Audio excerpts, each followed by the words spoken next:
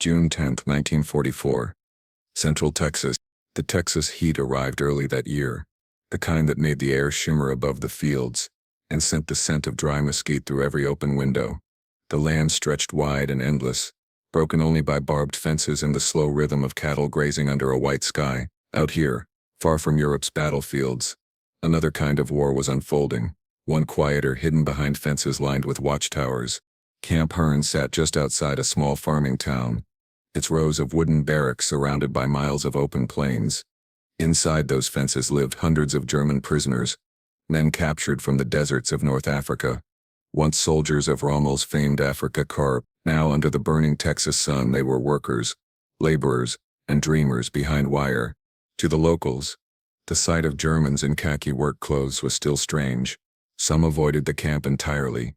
Others drove by slowly, their pickup trucks raising clouds of dust, muttering about Hitler's boys being treated too kindly. But for the American guards, many of them ranchers, farmers, and boys barely out of school, it was just another assignment. That particular morning, a rumor began to spread like wildfire among the prisoners. It started in the laundry barrack, carried by a guard's careless comment, then grew louder in the mess hall line. Die Amerikaner machen heute Steaks. The Americans were grilling steaks. At first, the prisoners laughed. Steaks? For them? Impossible. Food was decent at Camp Hearn. Bread, beans, sometimes corned beef from tins, but a real steak, cooked over open flame, was something from another life. It had been years since any of them had smelled the sear of fresh beef. The war had devoured Europe's luxuries, leaving only ration cards and hunger. Franz Keller, a 24-year-old corporal from Stuttgart, heard the rumor while repairing farm tools under the shade of a wooden shed. He looked up, squinting against the light. Steaks? He repeated, skeptical.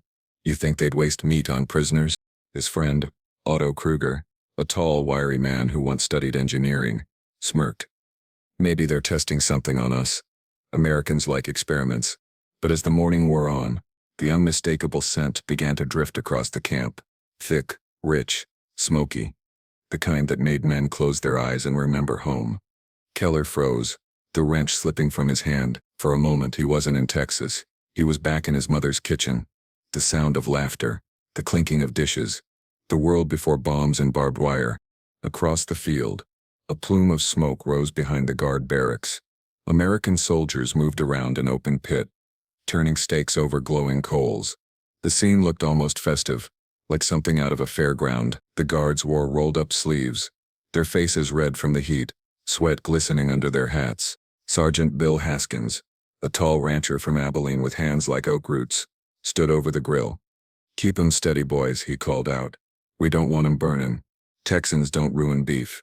Corporal Allen Brooks, barely 22, laughed. "Never thought I'd see the day we'd be cooking ribeyes for Krauts." Haskins looked up, wiping his brow with a rag. "They're human, Brooks. War's over for these fellas. Ain't no harm in feeding 'em decent." Brooks frowned. "My brother's still fighting in France. Don't sit right with me." Haskins poked the fire. "You think starving a man brings your brother home any faster?" There was no answer, only the hiss of fat dripping onto coals and the slow turning of meat. From behind the wire, the German prisoners watched silently. The smell tormented them. It was a smell of life, of home, of something deeply human and forbidden. Some turned away, muttering that it was cruel to tease them like that. Others simply stared, hollow-eyed. By noon, the heat was unbearable. The guards began carrying large trays toward the mess area inside the camp.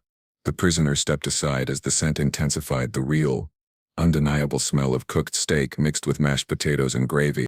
The interpreter, a German-American private from Milwaukee named Schultz, shouted in accented German, "The Americans are giving you a special meal today.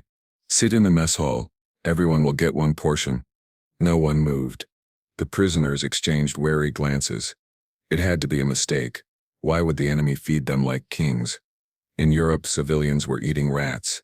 Here, in the heart of their enemy's land, they were being offered steak. When they finally sat down, the mess hall filled with silence. The sound of cutlery clinking against tin trays echoed like gunshots. Each man stared at his plate. A thick slab of beef, mashed potatoes, a slice of white bread, and even a small serving of butter. The aroma filled every corner of the room, but no one dared to take the first bite. Lieutenant John Reeves, A fair-haired officer with a soft Texas drawl stood at the front, arms crossed. He noticed their hesitation. "It's real," he said slowly, gesturing toward the food. "Eat. You worked hard this week. It's from the ranchers who brought you supplies. You earned it." Still, no one moved. The fear was too old, too deep. They had heard stories of Allied camps in other countries, of starvation, punishment, humiliation. For years their officers had told them the enemy was barbaric. Yet here they sat, staring at generosity they couldn't comprehend. Reeves sighed, turned to Sergeant Haskins and nodded. Haskins picked up a plate, cut a piece of steak, and chewed deliberately in front of them. "See? Ain't poison. It's Texas beef. Best there is." The Germans watched. Finally one man, Kruger, lifted his fork. His hand trembled slightly. He took a bite. The first taste of warm, seasoned meat hit his tongue like a memory reborn. He chewed slowly, tears welling in his eyes. "Mein Gott," he whispered. "It's real." Then another followed, and another. Soon, the mess hall filled with the soft clatter of forks and the quiet hum of disbelief. Some ate slowly, savoring each bite like it was the last meal of their lives. Others couldn't hold back and devoured the food, tears mixing with grease and sweat. The American guards watched in silence. Brooks leaned on the doorway, arms folded, conflicted. "Never thought I'd pity a German," he muttered. Haskins glanced at him. "Ain't pity. It's decency." One of the prisoners, an older sergeant named Vogel, stood up and approached the Americans through the interpreter. His voice shook. "Why do you feed us so well? We are your enemies." Reeves replied quietly. "Not here you're not. Out there, yes. But here you're men who laid down your arms. The war's not in this room." Vogel lowered his gaze, murmuring something in German that Schultz translated softly. "He says, even our officers never treated us like this." A heavy silence fell. For the first time the two sides looked at one another not as captor and captive, but as men from the same world, shaped by duty and circumstance. That night the camp was unusually still. The guards sat around the dying embers of the grill, talking quietly about home. One mentioned how strange it was that feeding prisoners somehow felt like reclaiming a piece of humanity lost in battle. Inside the barracks, the Germans lay awake. Some wrote letters by candlelight, describing the unbelievable event. "Today," one wrote, "the Americans cooked us steak. We could not believe it. We thought it was a trick. But it was real. Perhaps they fight for something more than victory." Franz Keller could not sleep. The taste of the steak lingered, not for its flavor, but for what it meant. He thought of his mother, who might be hiding from bombs in Stuttgart, hungry and cold. He thought of the Americans laughing, free, feeding their enemies as if the war were already a memory. He realized for the first time that power was not just in weapons but in mercy. Outside, under the wide Texas sky, coyotes howled in the distance. The stars burned silently above the camp, indifferent to flags and nations. Inside, for one night, men who had once fought under different suns shared the same peace, fragile, temporary, but real. And somewhere in the darkness, as the last embers cooled and the air carried the faint scent of smoked beef, Franz Keller whispered into the night, "Maybe the world isn't lost after all." The following morning began with a light haze over the fields, the kind that softened the sun's edge and carried the faint sweetness of dew mixed with dust. From the watchtower the American sentry could see a line of German prisoners working quietly along the cotton rows, their tan shirts already damp with sweat. But something had changed in their faces since yesterday. They moved slower, quieter, not from exhaustion but from a strange kind of reflection. The steak dinner still lingered in their minds as if it had cracked open a door they didn't know existed. Sergeant Bill Haskins noticed it too. As he walked along the fence with his coffee mug, he saw Keller, Kruger, and Vogel bent over their work, speaking in hushed tones. When they saw him, they straightened, nodding politely, something few had done before. Haskins tipped his hat back. "Mornin', fellas." They replied in awkward English. "Good morning, Sergeant. Y'all workin' steady?" "Yes, sir," Keller said, his accent thick, but his tone sincere. Haskins nodded and walked on. He didn't know why, but something about their politeness stayed with him. These weren't the monsters the newspapers described. They were boys, some barely older than his nephew. He thought of how they had looked when the steaks were served, trembling, suspicious, then moved to tears. The image wouldn't leave his mind. He told himself it was just decent treatment, part of the Geneva Convention, but deep down he knew it had stirred something more human than duty. At lunch, the Americans gathered near the shade of a small oak tree. Corporal Brooks was still bitter. "You see the way they looked at you today, Sarge. Like you was some kind of hero. You think feeding 'em steak's gonna make 'em forget what they did?" Haskins took a long sip of coffee. "You think starving 'em's gonna make you forget what they did?" Brooks didn't answer. The wind rustled through the dry grass. In the distance a train whistle echoed faintly. Another shipment of POWs heading north. Inside the camp, Keller sat on his cot, notebook in hand. He had started writing again. Something he hadn't done since Tunisia. The notebook was filled with cramped handwriting, small confessions, half memories.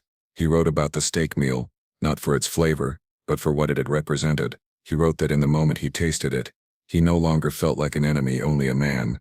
Otto Kruger peered over his shoulder. "You write like a poet, Franz. What good will that do when the war is lost?" Keller didn't look up. "Maybe it will remind me that I was still human when everything else said I shouldn't be." That afternoon they were taken to a nearby ranch to help mend fences and cut wood. The Texans who owned the land, the Cartwrights, were an elderly couple who had lost their only son in North Africa. When the army offered them POW laborers, they hesitated but finally agreed. When the truck pulled up, Mrs. Cartwright came to the porch. Her face was pale but strong, eyes sharp beneath her sun hat. She watched the Germans step down, their hands tied loosely in front of them. Keller noticed her stare, cold but curious. "Morning, ma'am," said Lieutenant Reeves, saluting. "These men will help around the property. They're disciplined, ma'am. You'll have no trouble." Mrs. Cartwright crossed her arms. "My boy died fighting their army, Lieutenant. You'll forgive me if I don't feel too neighborly." Reeves nodded gently. "Understand, ma'am. These men didn't kill your boy. The war did." She said nothing more, only turned toward the barn. The men worked silently under the blazing sun, fixing fences, moving logs, clearing brush. Keller's shirt clung to his back, his hands blistered, yet there was something peaceful about the labor, the rhythm of saws, the low hum of cicadas, the vast Texas horizon stretching endlessly before him. Near midday, Mrs. Cartwright came out again carrying a metal pitcher of water. She set it down without a word, but her hand trembled slightly. Keller saw it. "Danke," he said softly, nodding. She hesitated. "What's that mean?" "It means, thank you." Her eyes softened, just for a moment. "You're welcome," she replied, before walking back to the porch. That small exchange was enough to make the others whisper. Otto grinned later that evening. "Maybe you'll make her smile next time, Franz. Careful. She might even bring lemonade." Keller only smiled faintly. But deep inside he wondered what it must feel like to lose a son and still have enough mercy left to pour water for his enemy. Days turned into weeks. The German prisoners kept to their routine. Wake, work, eat, sleep. Yet every task now carried a different spirit. They worked not from fear but a quiet need to prove something to themselves, to their captors, maybe even to God. The guards began to notice. Brooks admitted grudgingly one afternoon. "They sure don't complain much. Work harder than most of our own boys." Haskins spat into the dirt. "You'd work hard too if it meant remembering you're worth something." That evening, after the day's work, Haskins sat outside the barracks, watching the sunset. Keller approached the fence, hat in hand. "Sergeant?" Haskins looked up. "Yeah?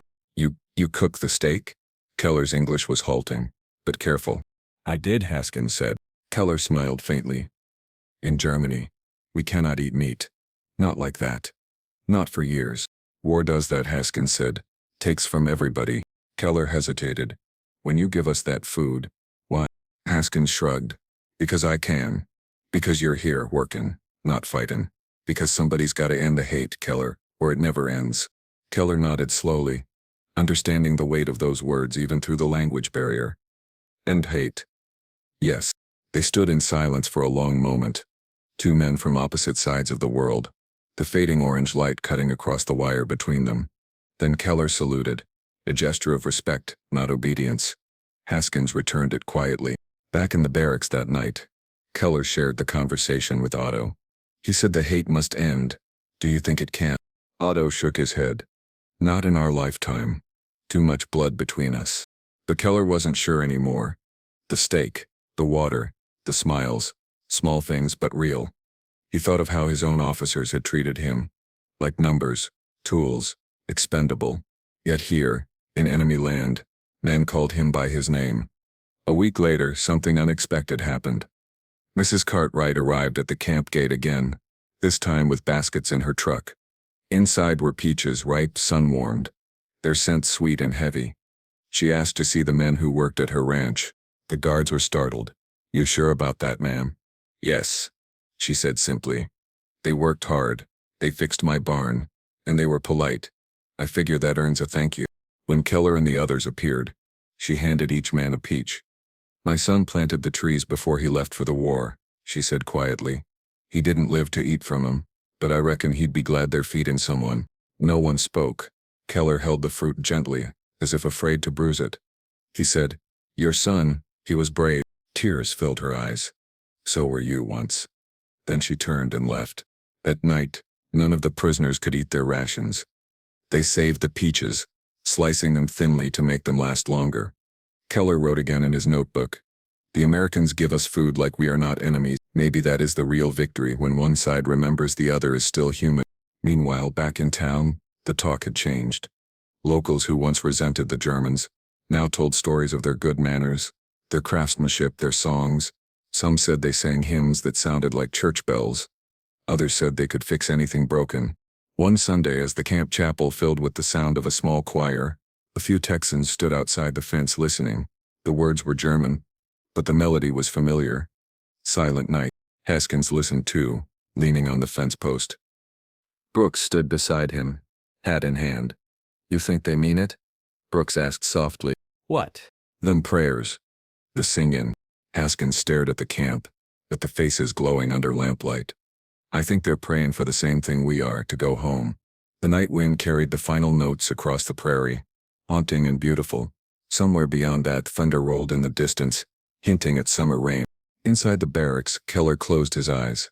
For the first time since capture, he didn't dream of bombs or deserts or officers shouting. He dreamed of the steak, the way it smelled, the way it felt to eat without fear, and of a kind woman handing him a peach in silence. He thought maybe kindness could survive war after all, if only people had the courage to remember what mercy looked like. When dawn broke again over Camp Hearn, it painted the barbed wire in gold. The guards stretched, the prisoners lined up for roll call, and life went on. But something subtle had shifted in that dusty patch of Texas, something that couldn't be written in orders or measured by rifles. For both sides, the fence no longer felt like a wall. It was beginning to feel like a bridge. The weeks rolled into months, and the brutal heat of a Texas summer gave way to the restless winds of autumn. The cotton fields around Camp Hearn faded from green to gold, and the once hostile land began to soften under the rhythm of human hands working together. What had begun as a military operation now felt in quiet ways like a community. By September 1944, the Germans had settled into a strange kind of life. They built furniture from scrap wood, painted murals on the barrack walls, and even performed plays in the evenings for the guards. The Americans didn't stop them. In fact, some even came to watch. The camp commander, Colonel Whitaker, believed that treating men with dignity made them easier to manage. A man with something to lose, he'd say, is less likely to cause trouble. But it wasn't just discipline keeping peace. It was something deeper, something that had started that day with the stakes. Franz Keller had become a familiar face to the guards. His English improved rapidly, and he often acted as translator between the POWs and the Americans. He worked outside the wire now, assigned to help local farmers harvest crops. When he spoke, his tone carried a quiet humility that made people trust him. One morning, Sergeant Haskins came to the camp office and found Keller waiting with a small bundle of papers. "Morning, Keller," Haskins said, tipping his hat. "You wanted something?" "Yes, Sergeant," Keller replied in careful English.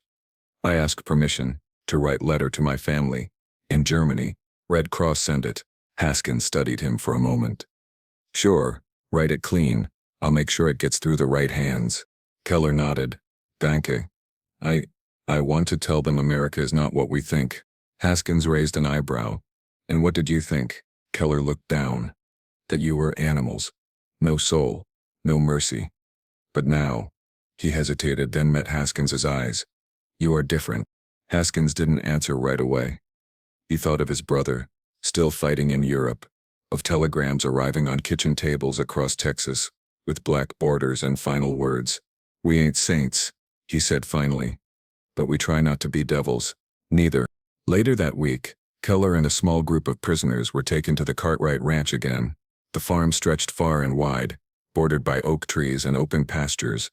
Keller had grown fond of the place, not because of the work, but because of the feeling it gave him, the quiet creak of the windmill, the soft lowing of cattle, the distant sound of a woman humming on the porch. It reminded him of a home he wasn't sure still existed. Mrs. Cartwright was waiting for them when they arrived. Her hair had turned grayer since summer, but her voice remained firm. "You boys remember what I told you about them fences?" she said. "Strong posts, tight wire, coyotes been getting bold lately?" "Yes, ma'am," Keller replied. She handed him a small basket wrapped in cloth. "That's lunch. For all of you." When he opened it later in the field, he found thick slices of cornbread, a few apples, and a jar of sweet tea. It wasn't steak, but it was more than kindness. It was trust. The men sat in the shade eating slowly. Otto chuckled. "We're living better here than at home, eh?" Keller didn't smile. "Maybe. But home is still home." That afternoon, while repairing the western fence line, they saw dust rising on the horizon. A rider approaching fast. The Americans stiffened, rifles slung over their shoulders. The rider dismounted, a boy no older than 17. He carried a telegram. "For Mrs. Cartwright," he said breathlessly. The guards exchanged worried looks. Telegrams rarely brought good news. Mrs. Cartwright appeared on the porch, hands shaking slightly as she opened the envelope. Her face turned pale. She pressed the paper to her chest and sat down heavily on the steps. Haskins approached quietly. "Ma'am." She looked up, eyes glistening. "It's my sister's boy. Killed in Belgium." For a long time, no one spoke. The Germans stood a few yards away, hats in hand. They didn't need a translator to understand. Death spoke the same language everywhere. Later, as the sun dipped low, Keller approached her carefully. "Frau Cartwright," he said softly. "I am sorry. War takes everyone." She looked at him, and in her grief there was no anger, only exhaustion. Why'd God let boys die so far from home? Keller searched for words, then said, "Maybe so we can learn what home means." Tears slipped down her cheeks. "You talk like a preacher." "No," he said, "just a man who is tired of graves." From that day forward, Mrs. Cartwright treated the prisoners differently. She brought them cold water, let them rest longer in the shade, even smiled sometimes. She began to see in their faces what she saw in her son's photograph. The same fear, the same youth, the same longing for normal life. The transformation didn't go unnoticed. Some townsfolk grumbled. "Ain't right," they'd say at the diner. "Feedin' steak to Krauts, letting 'em work our land like neighbors." But others, especially those who had lost someone, understood kindness wasn't betrayal. It was rebellion against the hatred that had filled too many graves already. One evening in late October, Camp Huron hosted what the guards jokingly called a Texas Deutschland harvest supper. It wasn't official, just a meal shared between guards, prisoners, and a few locals. The Germans played folk songs on harmonicas and guitars they'd made from scrap. The Americans grilled again, this time with the Germans helping at the fire. When the first sparks rose into the cool night air, Keller found himself beside Haskins again, turning meat over the coals. "Feels strange," Keller said, "working together." Haskins grinned. "Feels right to me." Keller nodded. "When I return home, I tell them about this. They will not believe." "Good," Haskins replied. "Maybe that's the start of something better." Nearby, Mrs. Cartwright was handing out plates of food. Brooks, who had once refused to look at the Germans, accepted a drink from Otto with a nod. The men laughed quietly at how far things had come. Later, as the fire burned low, someone began to sing, a slow, mournful tune in German. The melody carried through the night, soft and haunting. The words spoke of mothers waiting by windows, of fields turned to ashes, of brothers who never came home. When the song ended, there was silence. Even the crickets seemed to pause. Then, to everyone's surprise, Mrs. Cartwright began to hum a hymn of her own, "Amazing Grace." Within moments the Germans joined in, their accents heavy but sincere. The sound was unlike anything anyone had heard before. Two nations, once at war, now blending their voices under a Texas sky. For Haskins it felt like a prayer. Not for victory, but for forgiveness. In the days that followed, something unspoken grew between the prisoners and their guards. They worked side by side, shared tools, even traded jokes. When Thanksgiving approached, the camp commander allowed the Germans to help prepare the meal. They roasted turkeys, mashed potatoes, and baked cornbread.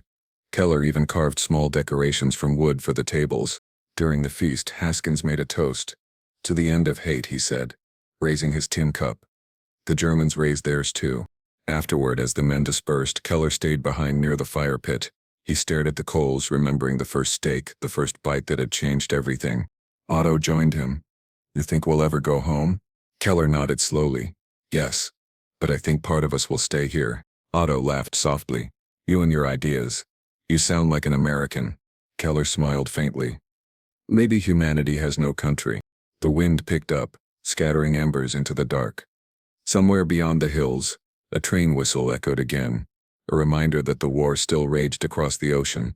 But here in this small corner of Texas, the war seemed far away.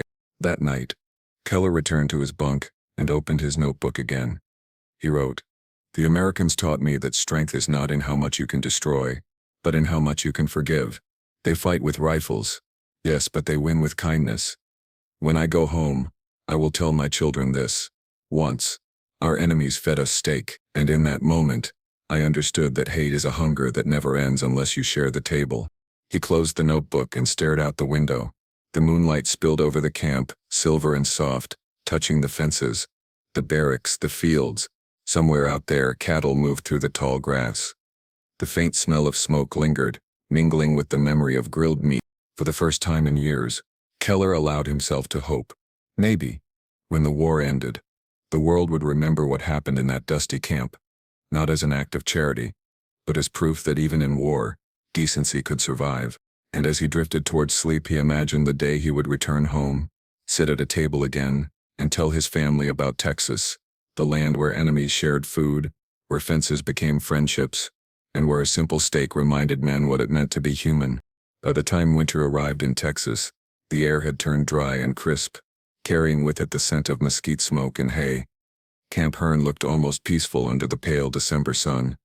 Rows of barracks stood still, the fences casting long shadows across the red dirt. Life inside the camp had taken on a rhythm familiar, almost ordinary, but everyone knew that the end of the war was drawing near. News traveled slowly, but word spread that the Allies were closing in on Germany. Rumors whispered through the camp like the wind. Cities bombed, borders broken, generals captured. For the German prisoners, each story was a knife that cut deeper into what little hope they had left of returning to the world they once knew. Franz Keller could feel the change in the air. He had seen too many of his comrades' faces hollow with fear, not of battle but of going home to ruins. The letters from Germany, when they came at all, spoke of hunger, loss, and cities turned to ash. "There is nothing left here," his sister had written once. "No bread, no light, only silence." One evening, as the sun dipped behind the trees, Keller stood by the fence and watched the sky turn amber. The camp was quiet. He could hear the distant murmur of American guards talking near the watchtower and the occasional bark of a dog. Then came the sound of footsteps behind him. "Can't get used to these sunsets, can ya?" It was Sergeant Haskins. He walked up slowly, hands in his pockets, a cigarette between his lips. Keller smiled faintly. "No. In Germany, the sky is not so big." Haskins chuckled. "Texas'll do that to you. Makes a man feel small." He handed Keller a cigarette through the fence. "Here, don't tell the lieutenant." Keller hesitated, then accepted it. "Danke. You are good man, Sergeant." "Just a man," Haskins said. "Like you." They smoked in silence for a while. Beyond the horizon, a coyote howled. Then Keller spoke, his voice quiet. "When I go home, I will tell them about this place, about you. They will not believe me." Haskins smiled. "Maybe that's the point." The wind picked up, carrying the smell of cedar and smoke. In that moment there was no war between them. Just two men from different worlds, sharing the same sky. A week later, word came that Germany was collapsing. Some of the guards cheered, others simply nodded and went about their duties. The prisoners heard too. Some cried openly, others just stared at the dirt, whispering prayers. Keller felt torn. The end of the war should have been salvation, but instead it felt like standing at the edge of a cliff, freedom that led nowhere. That afternoon, the camp commandant called a meeting. "You men will soon be sent home," he announced. "Arrangements are being made for repatriation. You'll be transported to ports along the Gulf. From there you'll return to Europe." The hall buzzed with murmurs. Keller's heart pounded. Home! He tried to imagine his mother's face, the sound of German streets, the smell of rain on cobblestones, but all he could see was rubble. The next day the Americans began preparing the Germans for transport. They issued clean clothes, packed belongings, and took group photographs for records. The mood in the camp was bittersweet. Some prisoners celebrated, others sat quietly, unsure how to feel. Sergeant Haskins moved among them, checking lists and shaking hands. "You take care of yourself, Keller," he said. "Ain't many good men left in this world." Keller gripped his hand tightly. "You too, Sergeant. I will remember Texas always." Before leaving, Keller gave Haskins a small wooden carving he had made, a longhorn steer, polished smooth. On the bottom, he had carved the words, "To the man who showed me I was still human." Haskins didn't speak. He just nodded, blinking hard against the light. The trucks arrived at dawn. The prisoners climbed aboard carrying small bundles, the only possessions they had. The engines rumbled, the gates opened, and for the first time in years, the Germans crossed the wire not as captives, but as men going home. As the convoy moved down the dusty road, the townsfolk gathered to watch. Some waved, others just stood silently. The Germans waved back. Keller looked out from the truck bed, watching the ranches, the fields, the endless horizon slipping away. He thought of the steak, the peaches, the songs under the stars, all the things that had taught him that kindness could exist even between enemies. Weeks later, after a long sea voyage through gray Atlantic waters, Keller set foot again on European soil. But the land that greeted him was no longer the Germany he had known. His hometown of Stuttgart was a ghost, burned-out shells of buildings, streets filled with rubble, faces hollowed by hunger. His mother had died during a bombing raid the previous winter. His sister had fled east. For days he wandered aimlessly through the ruins. He saw children scavenging through debris, soldiers begging for bread, old men staring blankly at what had once been churches and schools. The air smelled of ash and despair. He thought often of Texas, of sunlight and open fields, of men who cooked steaks for their enemies without hate in their hearts. He decided to stay in Stuttgart and help rebuild what he could. He found work as a carpenter, crafting doors and furniture from the wreckage. His hands, once used for war, now built again. Every time he carved wood, he thought of Haskins and the longhorn figurine he had left behind. One day, a group of American relief workers arrived in the city. They wore the same uniforms as the guards from Camp Hearn, and their trucks carried food, blankets, and medical supplies. When Keller saw them, something inside him broke, not in grief, but in gratitude. He approached a young lieutenant, nervous but smiling. "I was prisoner," Keller said haltingly. "In Texas, Camp Hearn." The officer looked surprised. "You were one of the Texas boys?" Keller nodded. "Yes. The Americans fed us steak. I want to help now." And so, Keller began to assist the Americans, translating, distributing supplies, organizing shelters. The same kindness he had received, he now passed on, to the hungry, to the broken, to those who had forgotten what mercy looked like. Years passed. Germany healed slowly, painfully. Keller married a nurse who had survived the war. They had children, and he built them a small home, with his own hands, solid, simple, filled with light. Above the fireplace he kept a single photograph, a group of Germans and Americans around a fire, smiling faintly under the Texas sun. Every year, on June 10, the anniversary of that first steak, Keller would grill meat in his small backyard. His children would ask, "Papa, why do you always make steak on this day?" He would smile and say, "Because one day in the faraway land, an enemy gave me food and taught me what peace means." Across the ocean, in a small Texas town, Sergeant Bill Haskins grew old. His hair turned silver, his hands stiff from years of ranch work. The war had long ended, but he still kept one thing from those days, the little wooden longhorn carved by a German prisoner. It sat on his mantel, polished smooth from decades of dusting. Sometimes, visitors would ask about it. "Where'd you get that, Bill?" He'd grin and say, "From a man who was supposed to hate me." And when they laughed, thinking it a joke, he'd grow quiet and add, "But he didn't." In the final years of his life, Haskins received a letter written in careful English, postmarked from Stuttgart. It was from Keller. "Dear Sergeant Haskins, I hope this letter finds you well.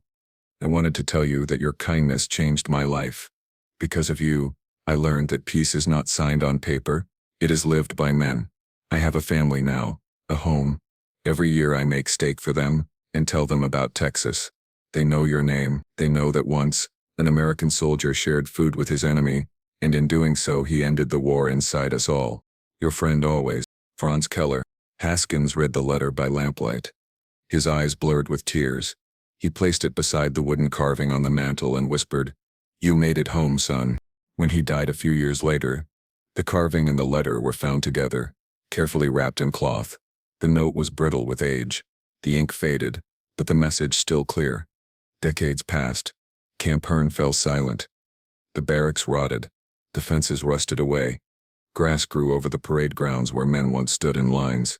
Only the wind remained, whispering through the mesquite trees. Yet every now and then someone visiting the site would pause as if sensing something invisible, a memory, a trace of decency that refused to fade. They would say the air smelled faintly of smoke and cooked meat, and perhaps, somewhere in that endless Texas sky, two men, one from Stuttgart, one from Abilene, stood side by side once more, smiling over a fire, the flames flickering softly against the dark. Because in that place long ago they had proven a simple truth that even in the heart of war humanity could still taste like steak cooked over open flame shared between former enemies under the wide, forgiving sky of Texas.